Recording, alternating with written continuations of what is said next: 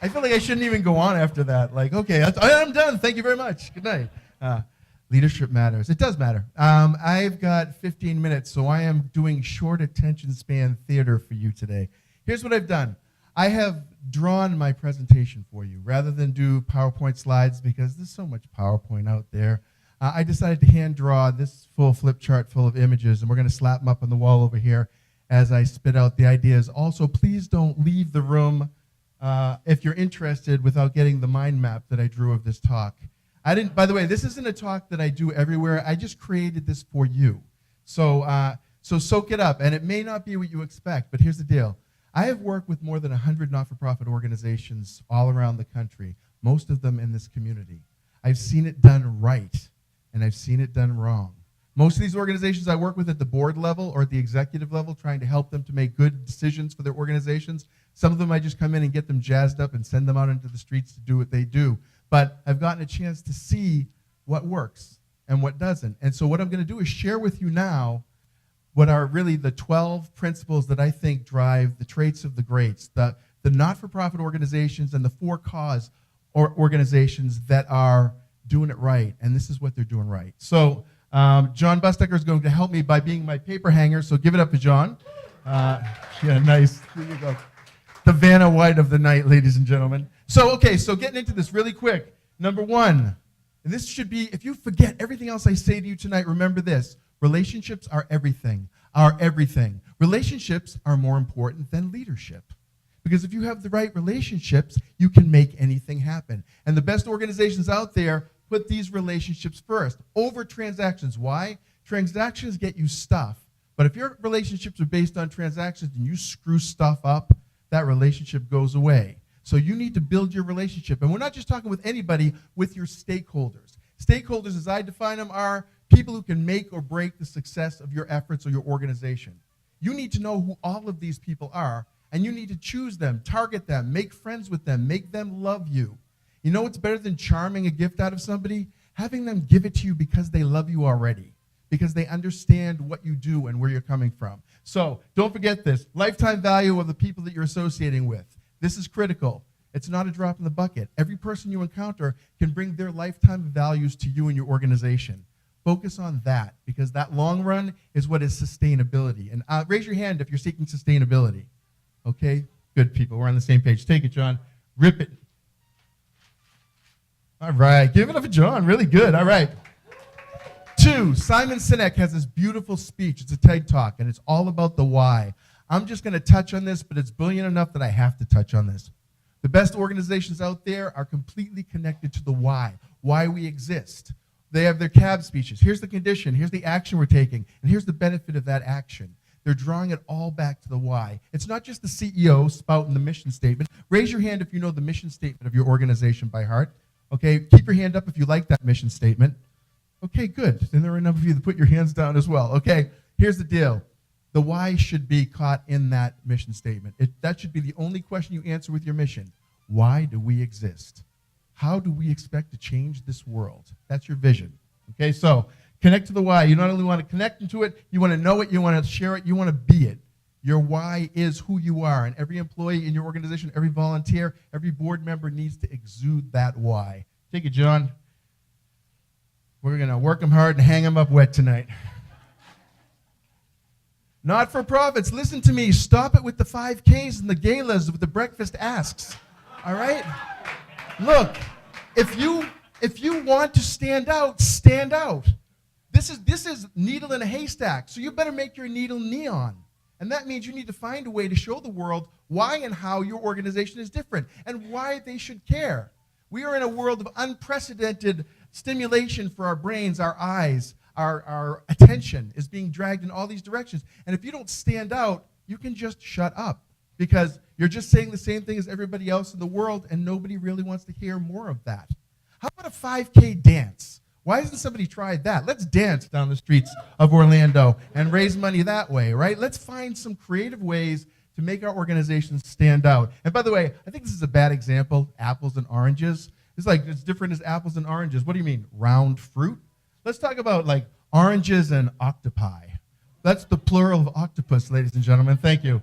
He's an educated man. Take it, John. Dun-dun-dun, dun-dun-dun.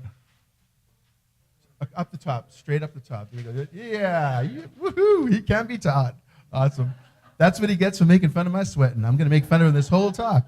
Okay, the best of the best are focused on value, and almost primarily value. What is the value you're bringing to this community? What is the value of my investment in your organization? You better be talking ROI, and it doesn't have to just be cash. It can be the benefit you bring to the community, but you need to let the people who are considering investing in your effort understand the why of your ROI. Look, this is what you're going to get. If you support us, this is how the world changes. And in that way, they'll stay connected to what you're doing in the long run. If we move away from the value, we get into the window dressing. We get into the wasteful stuff. The other side is value is also about fiscal responsibility. And that means, what are you doing with the stuff that you're being given? And you better be able to show me that you value my resources that I've given you at least as much as I did when I gave them to you. But we'll talk about stewardship in a minute. So don't lose the focus on value and ROI.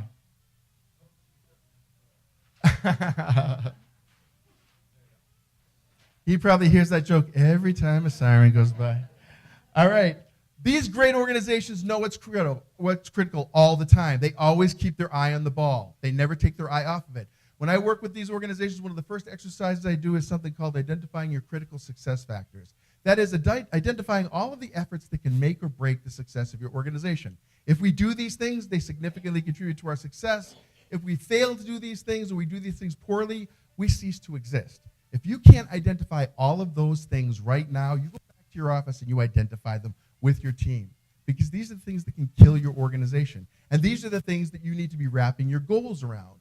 What else would you be wrapping your goals around, if not the most important things to your success? And again, you owe this to the people who work for you and the people who are being supported by you in this process. So find a way to make sure you know what the most important things are and keep your eyes focused on them, no matter what kind of federal money comes your way. No matter what kind of opportunities to distract you from your mission come your way. Stay focused on what's most important. Go, John. You're doing a great job, man. Oh. Let this be a lesson, leaders, in complimenting your staff too early. Good job. We'll be taking that out of your paycheck, Busdecker. All right. These organizations have the best boards, and this is extremely critical. These boards have to be proactive, meaning you're picking the people who are on your board. Why? Because you have a specific job you have to get done. Why would you leave the hiring of the most important job in your organization to haphazard and chance? Is that are we okay? It's like gravity's coming in. Gravity is not just a suggestion, people. It's the law. Okay, so these board members, these awesome boards are made up of people who are informed, well-developed. That means that you educate them about your organization. You take them other places and show them how other organizations do it. You teach them what they need to know in order to be able to effectively go out there and clear the path for your employees to do what they do. Why can't we get good help these days? Thanks, Obama. Okay, so I just miss saying that. It's a fun thing. Okay, these board members are connected to people in the community, not just connected to people in your organization. They have to be the bridge between you and the other people in the universe, and you need to have them be accountable in the process and also into it. You know, the best board members are the ones who are really digging it. They're really into the cause, and they're connected at the root there. So let's find those people who are not only hot for our causes, but have the talents and the skills needed to take us where our organizations need to go. So focus on your boards, get your boards up to date, and then hold them accountable. Go, John. Watch how gentle he does it this time. All right, take this seriously, people. If you are operating in the not-for-profit world, or you are seeking the community to support your efforts, you are a steward of trust. To what extent, you have to decide. But what they're looking for are people who are trustworthy, people who are both moral and accountable, people who they know, if I give you my resources, time, talent, treasure, you're going to get a return on that investment, and you are going to be trustworthy in the process. All relationships are based in trust. So this one goes right back to the first slide that I was talking about in the relationship spectrum. However, this element is so important because it can destroy an organization. United Airlines' reputation has been destroyed. The trust has been violated. It took one passenger and a number of video phones and this is what happened. The point is it's fragile, but it's critical. And if we don't pay attention to being good stewards of trust and we lose that trust, you will never get it back, no matter how much you spend, no matter how much you beg. So be good stewards of trust. I don't even have to say it anymore. He's like inside my head. Okay, big cliche time. Everybody let your gag reflexes go up. Oh, people first. Well, wow.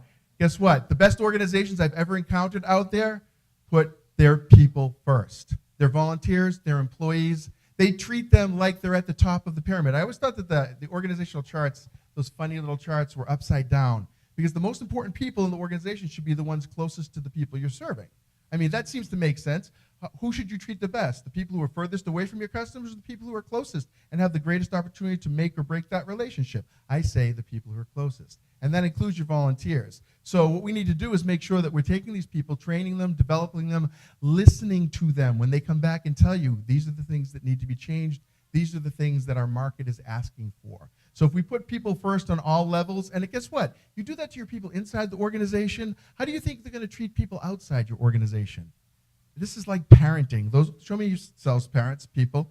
You know what happens. You set the example, and all of a sudden, they start acting that way sometimes. Not always, but again, we have a proportion to go with. So we have to make sure that we never take our eyes off the people because, just for curiosity, how many of you are in the business of serving people? Serving people. Okay. Well, what are you going to put before them then? Nothing. All right. How are we doing on time? I'm up to 8. He would? Yeah, that's why we don't listen to Andre. Hey, if you get a chance, by the way, check out Andre's sneakers. He's got this sneaker bling going on that is just the hottest thing I've ever seen. They complement his nipple rings, so ask to see those too. Those of you who know Andre know I'm not lying. There's actually a chain between them. All right, back into the program. All right, so I hope you are recording this just for that quote. If you are, I'm sure, but that's okay. I always plan it to be my last time. That's why my audiences love me so much. Don't you? All right, so the greatest organizations that I deal with out there are also experts at building their brand. You may not think that your brand is important when you're a small not-for-profit, but it may be the most valuable thing that you have. You need to invest in that brand. That means consistently putting out there what it is that you do. And the brand, by the way, is a promise. We put it out there, and then whether or not that promise is fulfilled depends on your people. So make sure that the promise that you're putting out there, the brand image you're putting out there, can be fulfilled by the people who are putting it out there. And again, I'm going to draw this back to differentiation. You better make sure your brand stands out. Oh yeah, we're one of those causes. No, we're not. We have to find a way to stand out with our brands and show them with our brand who we are. But if your brand is separated from your mission, shame on you. It means your mission's not strong enough. Because your mission should be your brand. You should be living your mission. By the way, this goes for you in life as well as your organizations. If you're not living your mission, your brand is all screwed up. So find a way to connect yourself both verbally and physically with that brand and rock it out. And I guarantee you, this will take you places. This will get you places where you can't get into once people understand who you are. Take it, Joe.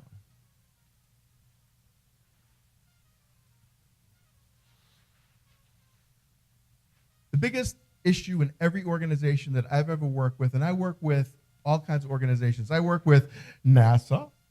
I see my NASA peeps in the house, right? I work with Disney. I work with Universal. I work with Adventist Health System. I work with the Federal Reserve Bank. That was the most uncomfortable cavity search I've ever had going into the building. But the point is, every single one of these organizations, in addition to the hundreds of not-for-profit organizations I work with, their number one problem is communication. And I'm saying, let's get over this, people. We're human beings. I realize that we like to be tribal and all, but we've got to be communicating far and wide wherever we are. And when I say over-communicate, here's my formula. Tell them what you're about to do. Tell them what you're doing. Tell them what you just did. Do that for every important thing you've ever done. Call it out. Because if you don't call attention to it, no attention gets called to it. And you go, whoa, we've done so much good. Why doesn't anybody know us? Because nobody's telling them. So you need to over-communicate. And this needs to start inside your organization. Top down, side to side. Everybody communicating to everybody and then telling those people. Now you go out and tell other people. Board members, what's your elevator speech look like? How many of you have board members who have an elevator speech? Okay, good. All right? They should all have one. And it should not be homogenous. It should be their speech with the right details and statistics attached. The point is, get out there and share your message, because if you don't, nobody will hear what you have to say. And when we're invisible and when we're silent, we're easy to be ignored. So let's not be. Let's do it. Dun, dun, dun, dun, dun, dun.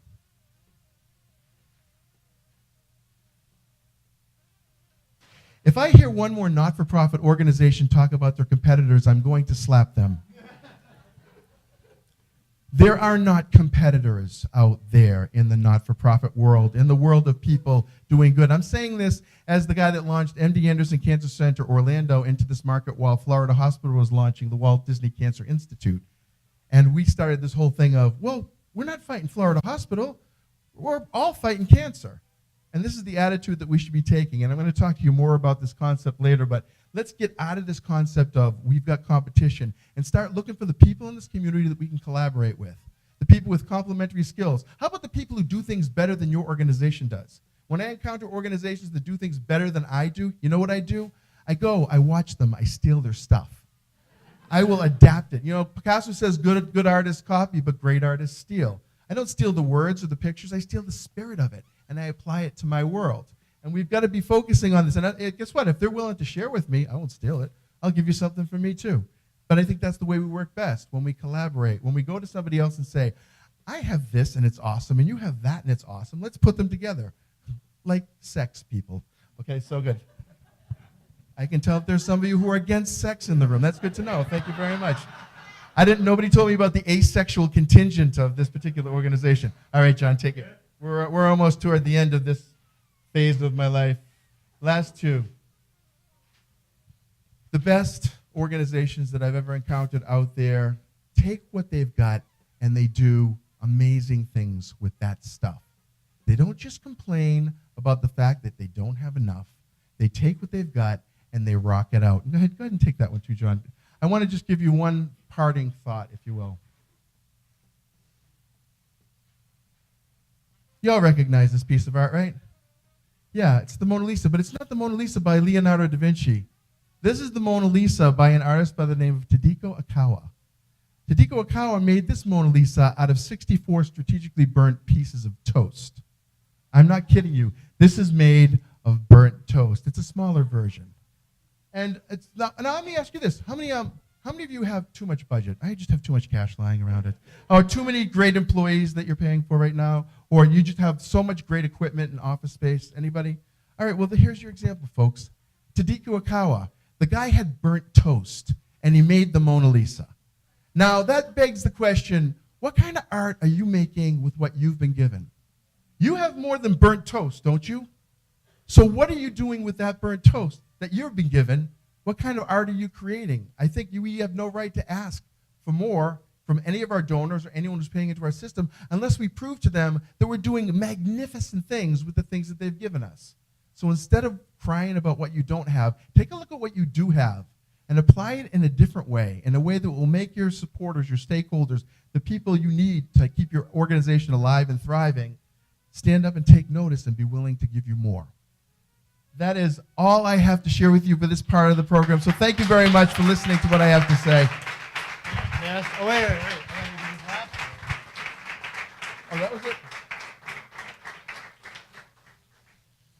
Is there another one? Oh, that's nice. Thanks, John. Ta-da! And now we have the Wall of Fame over here. That's all you need to know if you're in the not-for-profit world. I'm Bob Kodzis. Tag me. Give it up for Bob. So